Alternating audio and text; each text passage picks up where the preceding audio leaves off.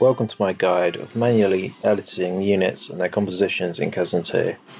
This can be a little bit finicky, but it's the only real way I know of for playing as Wu and the other minor forces. Apologies if I butcher some of the names here. So I've labelled all the different units here with their leaders for Shu as they are in the last stage. And here's the enemy units here. 5 different lines here are for changing the officers for the 5 different squads in each unit. Unfortunately, squads can be a little bit different position-wise depending on your formation. You can generally tell which squad is which number by scrolling to the right if you had 5 officers in a unit. In that case, each squad would be in order from squad number 1, the unit leader, all the way down to 5. So as you can see here, Guan Yu is usually unit 2, but this can be different for different stages. For example, Zhuge Liang is unit 2 in Nanman. Another example is Zhao Yun, who is unit 4 at the start of the game, but when he returns, he usually has a higher number. For Wei's side, you're still editing this side, not the enemy side, the first side. So unit 1 now becomes Cao Cao, and so on. You can tell which unit is which number when you scroll in-game using R1 as they're in order. In the individual line of code, this part here, patch equals 0 or patch equals 1, is just to turn the code off or on. Most of the rest of the line of the address is to identify where the value is that you're changing. To actually change the officer, we need to edit the last 2 digits to a certain value, depending on which officer you want. I've collated the list of the officers here. So you can resurrect Zhihao Yuan from the dead if you want, or even use the imposter Kai Wengi's or the unfinished Huan Yu Ying. It's totally possible to use duplicates. So for instance, you could have, if you wanted to, 5 Zhuge Liangs in one unit, but they'd all share the same abilities. So if you use Fireball for one of them, it would act like you've used it for all of them. The changing officers doesn't actually change the troop type that they lead. It will stay as the default for the unit leader unless you also manually change it in this section, the second section, going squads 1 through to 5 again. The key for editing troop types is also here, higher up. Last 2 digits again. Bear in mind that certain troop types aren't going to show up and then they'll be invisible unless the army that they're aligned to actually has access to them. The final thing you've got to know is that sometimes the original sub-officers are in different positions depending on the formation, so you've got to be careful that you don't accidentally overwrite them. I'm not sure it's exact science where the generals end up yet, but I think the archer generals generally take up squads number 4 or 5, and the frontline officers take up squads 2 or 3. So up here at the top, we can change 3 things. The first is the troop type, but if you're editing the troop type here, it's only if they were the original natural officers. For manual editing, like we're doing here, we just want to change it differently down the bottom, as I mentioned earlier. The second column is for what army your troops appear as, so what colour they are. And the third value is for the army affiliation of the general, and that also changes the colour of their name tag. So let's just try out a couple of examples to show it all off.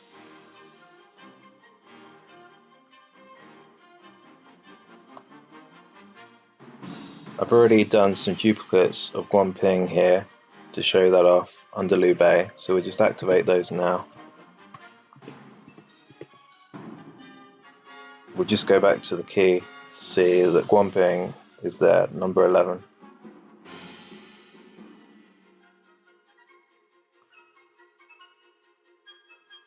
For this, I'm not going to change the troop types for the squad. so they should appear as Liu Bei's foot and not Guan Ping's cavalry. So say we want to change around Guan Yu's sub-officers as well. First we'll add in Pang Tong, who's 0F, and then we'll give him spear troops, which are 0-7. So there, and there.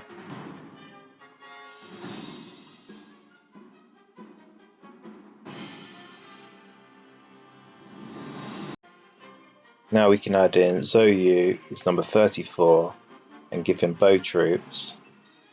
You can see it's 34 here.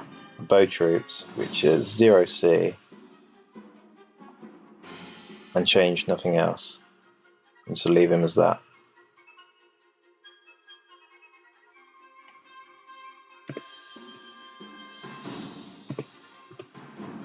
So next we'll add in Sun Quan, who's number 33.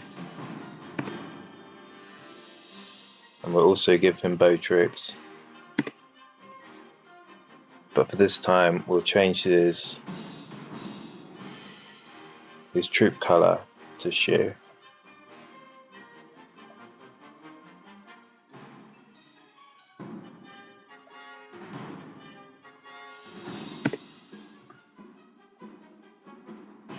So finally we'll add in Lu Meng, who's number 37, and as well as the bow troops this time we'll change his tag and his overall allegiance to Shu, as well as the troop colour.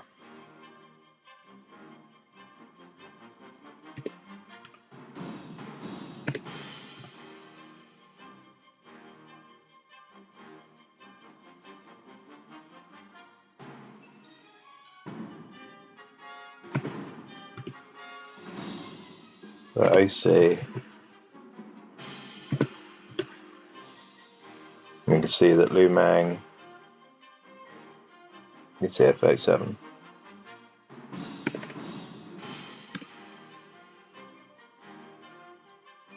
So now we've got to save first, and then we can load it all up and check it out.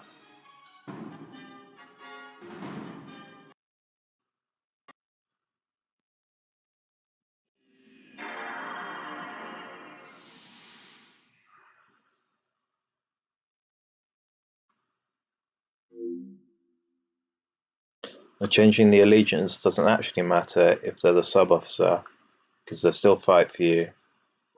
But if you change the main officer of the unit, then you won't have control of them and they'll be attached to the other minor army, whatever it is.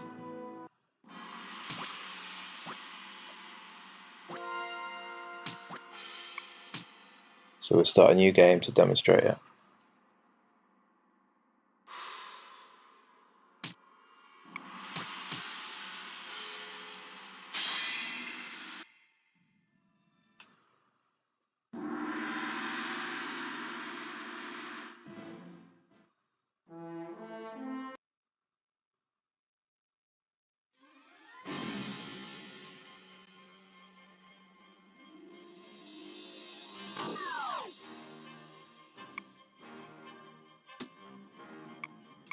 So as you can see, we've got Zhou Yu and Guan Yu's unit in position number 3, but he's still got his original old Wu tag and his Wu troops, and he's the bow troops. Now Sun Quan, he has the Wu tag, but he has Shu green troops, and Lu Meng, as you see, now is green and has green for both. We'll also check out Pang Tong, who's now spear. Now there's a little bit of a graphical glitch there. I think that's because you're not supposed to acquire him at this time, but it doesn't affect any of the gameplay at all. Now we want to check out the duplicates with Liu Bei. So we've got a second officer and a Guan Ping, and all 3 of them.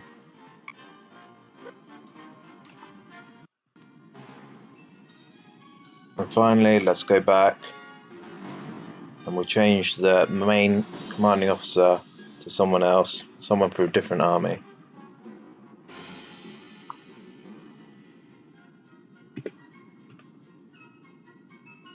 So let's find someone and check it out. So let's have a Namman, let's have Wutagu as our leader.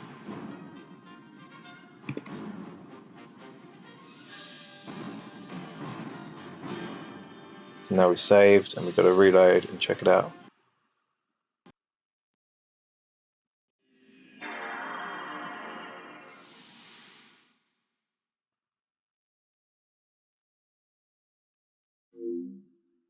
So doing it this way, if you don't change all the other units to your own force, they'll now be your opponents as well.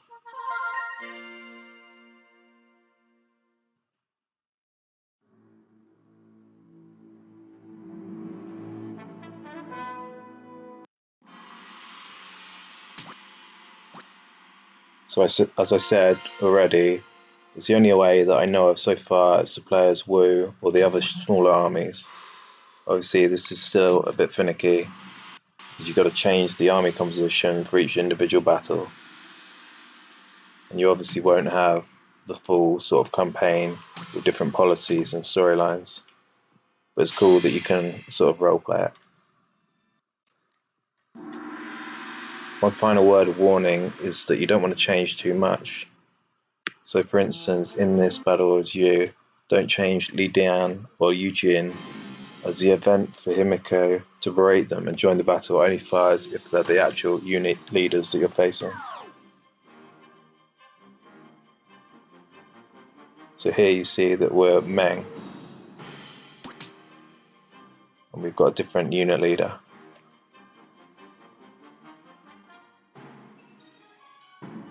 But there are actually some cool bonuses to editing some of the stages.